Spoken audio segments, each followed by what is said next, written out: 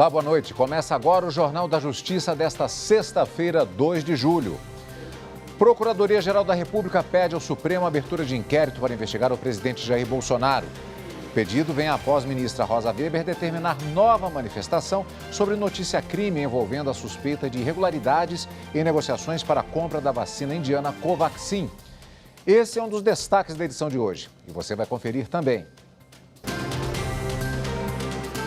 Ministra Carmen Lúcia envia inquérito sobre ex-ministro Ricardo Salles ao Tribunal Regional Federal da Primeira Região. Após Carlos Wizard comparecer à CPI da pandemia, ministro Luiz Roberto Barroso determina a devolução do passaporte do empresário. Ministro Edson Fachin anula a condenação de trabalhador rural baseada em delação premiada desmentida.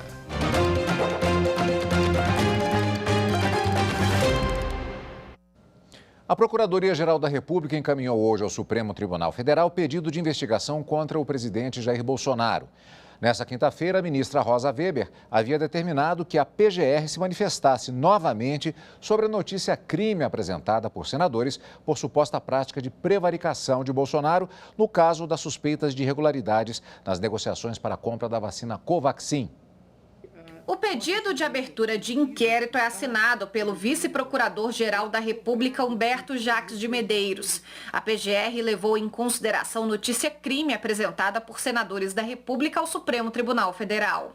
Entre as medidas para a investigação, a Procuradoria-Geral da República pede informações detalhadas sobre o caso à Controladoria-Geral da União, ao Tribunal de Contas da União, à Procuradoria da República do Distrito Federal e à CPI da pandemia.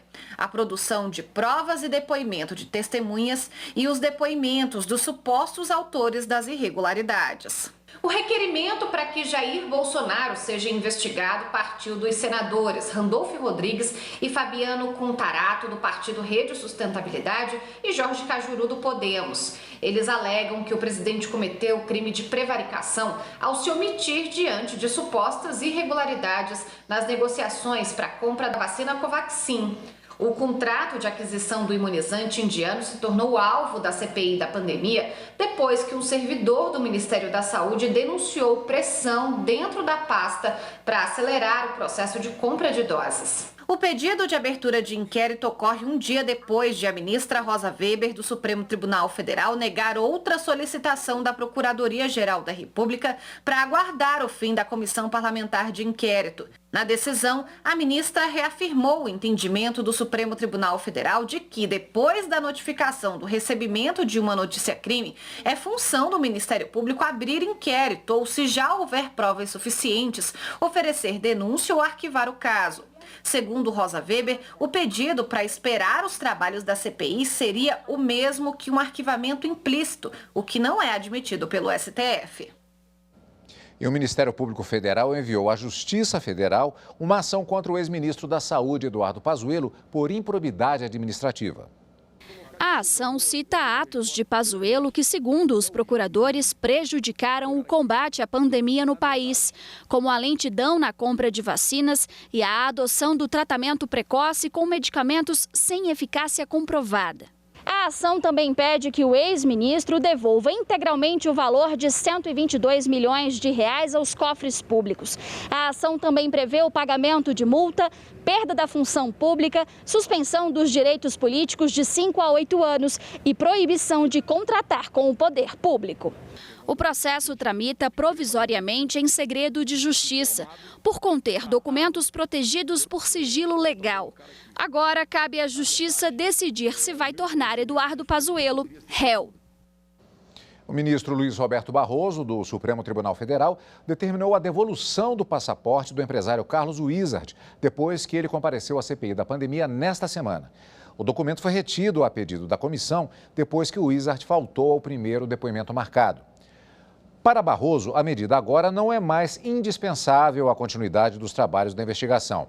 Além disso, a defesa do empresário assumiu o compromisso de que ele vai comparecer à CPI sempre que for intimado com 72 horas de antecedência. A ministra Carmen Lúcia enviou ao Tribunal Regional Federal da Primeira Região, com sede em Brasília, inquérito que investiga o ex-ministro do Meio Ambiente, Ricardo Salles, por supostamente atrapalhar fiscalização ambiental para favorecer madeireiros. Segundo a relatora, a competência do Supremo se encerrou com a saída de Salles do ministério. O ex-ministro do Meio Ambiente, Ricardo Salles, é investigado por suposta prática dos delitos de advocacia administrativa, de dificultar fiscalização ambiental e de impedir ou embaraçar a investigação sobre a organização criminosa. O inquérito foi aberto a partir de uma notícia-crime apresentada em abril pelo delegado da Polícia Federal, Alexandre Saraiva, então superintendente da PF no Amazonas. Salles teria interferido na apuração de irregularidades levantadas pela Operação Androantos, que resultou na maior apreensão de madeira no país. De acordo com a relatora ministra Carmen Lúcia, com a exoneração de Ricardo Salles do Ministério do Meio Ambiente no dia 23 de junho, não há mais competência penal originária do STF para supervisionar o inquérito. Na condição de ex-ministro, ele perdeu o foro por prerrogativa de função. Agora cabe ao Tribunal Regional Federal da Primeira Região decidir sobre a continuidade do inquérito. O TRF1 ainda discute se os casos conexos ao de Salles, como de empresários, devem ser julgados pela Justiça Federal do Pará ou pela Justiça Federal do Amazonas. A ministra Carmen Lúcia determinou que o inquérito seja remetido para aquela autoridade judicial, desembargador federal Neviton Guedes, para que, decidido o conflito de competência, este inquérito seja encaminhado ao juízo competente. E afirmou que, com o reconhecimento da incompetência superveniente do Supremo, ficam prejudicados os exames, nessa instância, do pedido de restituição dos bens apreendidos e do agravo regimental interposto pela defesa de Ricardo Salles, porque as medidas cautelares, antes deferidas, serão levadas à jurisdição do novo juízo competente, resguardando-se até lá a efetividade jurídico-processual das medidas até aqui adotadas. Com isso, caberá ao novo juiz decidir se mantém ou não a apreensão do passaporte de Ricardo Salles. O ministro Edson Fachin do Supremo anulou a condenação de um trabalhador rural preso há 7 anos sem provas. O processo se baseou em uma delação premiada desmentida. O trabalhador rural José Aparecido Alves Filho foi condenado a 21 anos por roubo e morte do patrão. Ele estava preso há 7 anos sem provas. O único indício contra ele eram as afirmações de Evandro Matias da Cruz. Tempos depois, Evandro confessou a participação no crime numa delegacia, mas na justiça voltou atrás. Disse que foi coagido para confessar o crime. O ministro Edson Fachin, então, anulou a condenação do trabalhador rural e determinou a soltura dele. Segundo o ministro, só se exige álibi do acusado que precisa afastar uma prova e não de quem deve ter a inocência presumida a partir apenas de imputações do colaborador. O ministro também determinou que Evandro passe por um novo interrogatório. A ministra Suzete Magalhães, do Superior Tribunal de Justiça, negou o recurso de Eduardo Paes e manteve o recebimento de ação de improbidade contra o prefeito do Rio de Janeiro. Ele foi denunciado à ouvidoria do Ministério Público Fluminense por patrocinar evento religioso, Marcha para Jesus, em 2013. A ação foi ajuizada pelo Ministério Público do Rio em face de Eduardo Paes, Guilherme Nogueira Schleder, Silas Lima Malafaia, Conselho dos Ministros Evangélicos do Estado do Rio de Janeiro e do município do Rio de Janeiro. A defesa de Paes entendeu não haver justa causa, pois o Ministério Público do Estado teria deixado de identificar eventual conduta de improbidade, obtenção de renda ou vantagem indevida supostamente praticada pelo prefeito. O Tribunal de Justiça do Estado do Rio de Janeiro concluiu que a petição inicial contém indícios mínimos para a verificação da existência ou não de ato de improbidade. A relatora do recurso especial no STJ, ministra Suzete Magalhães, entendeu que a decisão de origem não incorreu em omissão, já que o voto condutor do julgado apreciou todas as questões necessárias à solução da controvérsia. A magistrada também lembrou que a jurisprudência do STJ estabelece que uma petição inicial poderá ser rejeitada somente quando constatada a inexistência do ato de improbidade, a improcedência da ação ou a inadequação da via eleita, o que não ocorreu. Por fim, a relatora manteve a decisão do TJRJ, que concluiu pela existência de elementos suficientes ao recebimento da petição inicial, na medida em que contém indícios mínimos para verificação ou não de ato de improbidade. A ministra Suzete Magalhães entendeu que a revisão desse ponto significaria o reexame de fatos, o que não é possível em sede de recurso especial. E veja a seguir, eleitores de 3 municípios escolhem novos prefeitos neste domingo. Voltamos já.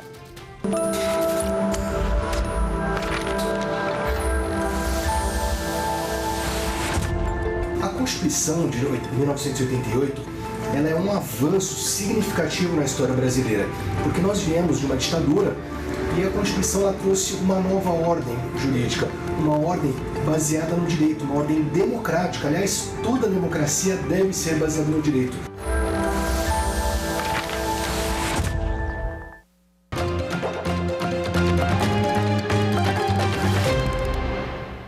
Três municípios brasileiros vão ter eleição suplementar neste domingo para escolher novos prefeitos. O domingo será de retorno às urnas para eleitoras e eleitores dos municípios de Pinheiro Machado e Putinga, no Rio Grande do Sul, e de São Gonçalo do Sapucaí, em Minas Gerais. Eles vão decidir quem deve comandar a prefeitura e a vice-prefeitura de cada cidade. Todos que vão votar e trabalhar devem respeitar as medidas de segurança, como o uso de máscara, distanciamento social e a higienização das mãos. Quando ocorre uma eleição dessa forma, fora da época padrão do período eleitoral, ela é chamada de eleição suplementar. Acontece quando a pessoa mais votada em um pleito para a prefeitura tem o registro de candidatura indeferido ou o mandato cassado pela Justiça Eleitoral de forma definitiva. Na cidade de Itajá, em Goiás, também haveria eleição suplementar neste domingo, mas o pleito foi suspenso. O Ministério Público Eleitoral defendeu nesta semana a multa aplicada a 2 pessoas acusadas de usar a internet para difamar um vereador de Queimadas, na Paraíba, fora do período eleitoral. Ao se manifestar na ação julgada pelo Tribunal Superior Eleitoral, o Ministério Público reforçou que as publicações nas redes sociais dos 2 acusados associavam a imagem do vereador de Queimadas, na Paraíba, a um rato. Além disso, no texto, elas claramente pediam que as pessoas não votassem no político. O Ministério Público Eleitoral afirma que é evidente o caráter eleitoreiro das publicações, feitas fora do período permitido, e que isso configura propaganda negativa antecipada. Inicialmente, o Tribunal Regional Eleitoral na Paraíba considerou o ponto de vista do Ministério Público e aplicou multa de R$ 5.000 aos 2 acusados. Como a defesa entrou com recurso, o caso começou a ser analisado pelo Tribunal Superior Eleitoral, mas o julgamento acabou suspenso depois que o ministro Luiz Salomão pediu vista. E a gente traz mais decisões do Superior Tribunal de Justiça. A Igreja Universal do Reino de Deus não vai poder implantar estacionamento em área tombada de Belo Horizonte. O ministro do Superior Tribunal de Justiça, Sérgio Cuquina, deferiu tutela cautelar requerida pelo Ministério Público de Minas Gerais para advertir a Igreja Universal de se abster de implantar estacionamento de veículos em uma área tombada de Belo Horizonte, que está sob litígio no âmbito de ação civil pública. O Ministério Público questionou a demolição realizada pela Universal sem prévia autorização de imóveis que, em virtude do valor histórico e cultural, eram protegidos pelo poder público e depois foram classificados como patrimônios tombados. No STJ, o ministro Sérgio Cuquina, ao conceder o pedido de urgência feito pelo MP, determinou que a Universal se abstenha de implantar o estacionamento para o uso dos fiéis.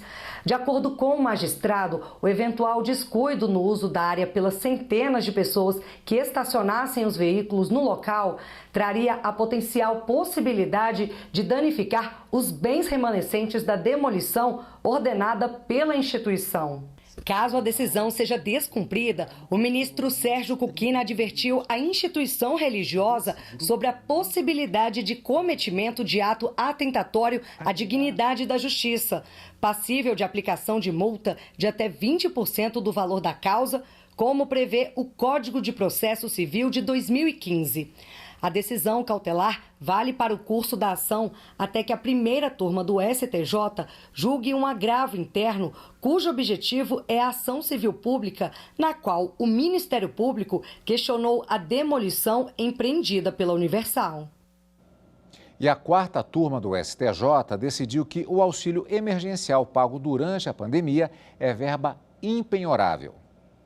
Os ministros da quarta turma do STJ julgaram que o auxílio emergencial pago pelo governo federal durante a pandemia da Covid-19 para a proteção emergencial das pessoas que perderam ou tiveram a renda diminuída durante a crise sanitária tem natureza de verba impenhorável, equiparando-se às verbas salariais, nos termos do artigo 833 do Código de Processo Civil de 2015. Dessa forma, a turma negou o provimento ao recurso especial do credor e manteve acórdão do Tribunal de Justiça do Distrito Federal e dos Territórios, que levantou um bloqueio realizado no campo de execução de dívida não alimentar, sob o entendimento de que a verba bloqueada era proveniente do auxílio emergencial, portanto, não poderia ser penhorada para o pagamento da dívida. Em recurso especial ao STJ, o credor alegou que verbas, como as salariais e do auxílio emergencial, além da manutenção digna da pessoa, também têm por objetivo a satisfação das obrigações assumidas pelos devedores. Porém, o relator do caso na quarta turma, ministro Luiz Felipe Salomão, lembrou que, apesar da penhora recair sobre o conjunto de bens do devedor, o artigo 832 do Código de Processo Civil de 2015 fixou que não estão sujeitos à execução os bens considerados impenhoráveis ou inalienáveis. O ministro também destacou que, em razão do objetivo do auxílio emergencial, o Conselho Nacional de Justiça, por meio da Resolução 318 de 2020, orientou os magistrados a não efetuarem constrições do benefício para o pagamento de dívidas. Além disso, o relator lembrou que, nos termos da Lei 13.982 de 2020, é vedado às instituições financeiras efetuar descontos ou compensações que impliquem a redução do auxílio emergencial. Por fim, o ministro Luiz Felipe Salomão ressaltou que o CPC de 2015 foi enfático ao estabelecer que a penhora do salário só será autorizada quando se destinar a pagamento de pensão alimentícia e de qualquer outra dívida alimentar, desde que os valores recebidos sejam superiores a 50 salários mínimos mensais. No processo, considerando que a verba tem origem no auxílio emergencial, que a dívida tem caráter não alimentar e que os valores são pequenos, o magistrado entendeu que a penhora deve ser impedida. O presidente do Supremo Tribunal Federal, ministro Luiz Fux, divulgou nota de pesar pela morte do professor advogado Jorge Amauri Maia Nunes. Ele foi mais uma vítima da Covid-19. O ministro manifestou solidariedade à família, alunos e amigos de Jorge Amauri e destacou a importância do trabalho dele na formação de gerações de estudiosos. Disse ainda que o Brasil perdeu não somente um jurista, mas um humanista de rara sensibilidade e advogado de incomum retidão. O ministro Gilmar Mendes também manifestou grande pesar pelo falecimento de Jorge Amauri Maia Nunes. Pelo Twitter, o ministro afirmou que ele será sempre uma inspiração para seus colegas de profissão e ex-alunos. E você vai ver a seguir na reportagem especial de hoje sobre os 130 anos do Supremo Tribunal Federal na Era da República. Vamos ver como foi a atuação do Judiciário no impeachment do ex-presidente Fernando Collor. É depois do intervalo.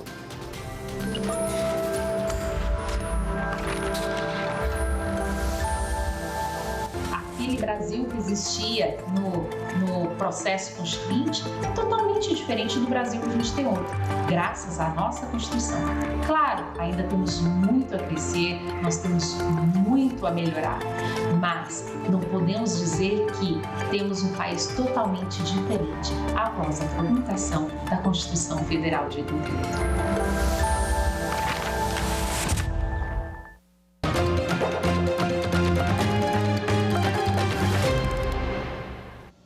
E a gente lembra que o Supremo Tribunal Federal abriu inscrições para a escolha de 2 novos conselheiros do CNJ, o Conselho Nacional de Justiça. As vagas são destinadas a desembargador de Tribunal de Justiça e a juiz estadual. Os magistrados serão escolhidos em sessão administrativa do Supremo e vão substituir os 2 conselheiros que ocupam essas vagas e que deixam o Conselho em novembro. Os interessados devem se inscrever no site, anote aí, stf.jus.br/vaga CNJ e enviar o currículo até 19 de julho. O impeachment é um dispositivo político previsto na Constituição para retirar do poder o chefe do Executivo, seja ele municipal, estadual ou federal. O processo tem a participação do chefe do Judiciário, que é responsável por garantir que tudo seja feito conforme a Constituição. Na reportagem especial de hoje sobre os 130 anos do Supremo Tribunal Federal na Era da República, vamos ver como foi a atuação do Judiciário no primeiro impeachment após a Constituição de 88.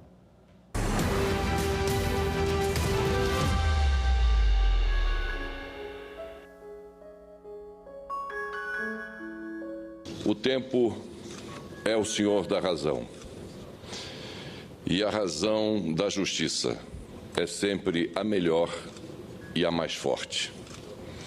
O julgamento da ação penal 465 pelo Supremo Tribunal Federal no último dia 24 de abril veio reescrever a história do Brasil na parte referente ao período em que exerci com muito orgulho e honra, pelo voto direto de todos os brasileiros, a presidência da República Federativa do Brasil. O julgamento destacado pelo senador Fernando Collor de Mello durante um pronunciamento em 2014 foi realizado no Supremo Tribunal Federal. A Corte absolveu o senador das acusações pelos crimes de peculato e corrupção passiva por falta de provas. Foi por causa dessas acusações que Collor sofreu impeachment. Mas para entender bem essa história, é preciso voltar um pouco no tempo.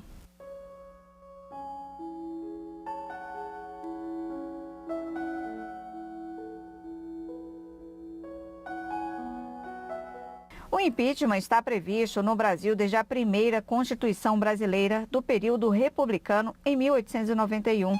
Até hoje, esse instrumento foi usado 3 vezes. A primeira em 1954, contra o então presidente Getúlio Vargas, mas o pedido não avançou. Vargas sofreu um processo de impeachment na Câmara, mas venceu aquela votação 15 dias antes de se suicidar.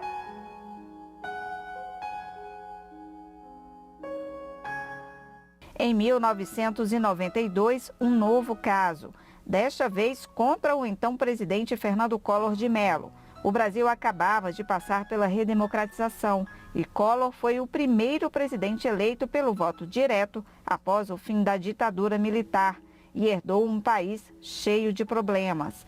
O principal era a economia, com uma inflação que chegou a 1.700% ao ano. Na tentativa de conter os preços, confiscou a poupança dos brasileiros, medida que abalou a popularidade do governo logo no início do mandato. Em 1992, ele foi acusado de corrupção pelo próprio irmão Pedro Collor de Mello e o Ministério Público apresentou denúncia de que o governo Collor usava dinheiro público em contratos de publicidade. Foi nesse contexto que o instrumento do impeachment foi usado pela segunda vez. E, ao contrário de Getúlio Vargas, Collor não conseguiu barrar o pedido. No começo, quando começou essa CPI de investigação, que começou a tramitar esse impeachment, ninguém na época achava que daria em alguma coisa, né? Mas aí vem o apoio popular, vem as manifestações, né, os famosos caras pintadas. Então, acaba que o impeachment vai para frente, passa pela Câmara, passa pelo Senado. Com o pedido aprovado na Câmara, coube ao Supremo Tribunal Federal definir as normas para o processo, uma vez que era preciso adaptar a lei do impeachment ao que estava previsto na Constituição de 1988. Na lei, previa-se que o processamento da denúncia se daria perante a Câmara dos Deputados. Seria a Câmara dos Deputados que processaria e o processo iria para o Senado apenas para julgamento. E a Constituição de 88 muda isso, dizendo que compete ao Senado processar e julgar. Então, essa dificuldade, essa perplexidade que gerou a necessidade de uma adaptação da lei à nova Constituição, que inspirou, inclusive, o roteiro feito anos depois, né, pelo ministro Ricardo Lewandowski, né, para o impeachment da presidente Dilma Rousseff. Pelo roteiro estabelecido na Constituição, o julgamento no Senado é comandado pelo presidente do Supremo Tribunal Federal, mas ele não tem poder de voto. O julgamento político é feito pelos parlamentares.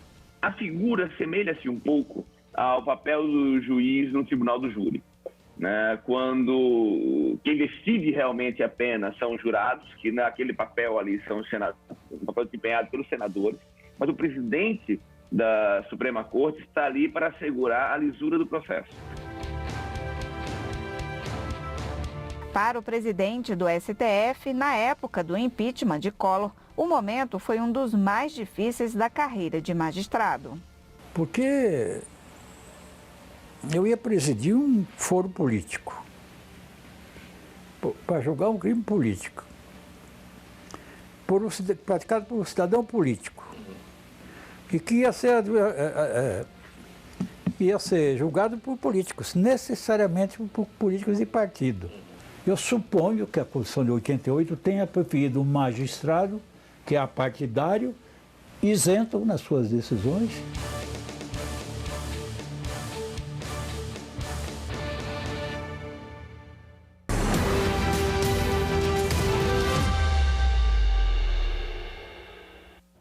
E o Jornal da Justiça fica por aqui.